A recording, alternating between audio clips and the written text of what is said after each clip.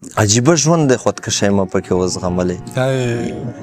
اوږدې اوږدې مسافرۍ مه پکې وزغملې ما خودکشي وکړه مړ نه شومه چا وژغورله داسې مری وه چې رسۍ مه پکې وزغملې او ما خو پرېږده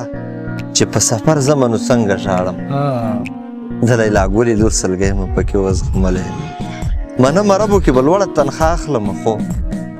د جهنم غوندې ګرمۍ مه پکې وزغملې او پردي کارونه بلا ګران وي د زغملو نه وي د لاس تودې تودې ګولۍ مه پکې وزغملې او د یو سودخور سړي په پور کې راګیر شوی ومه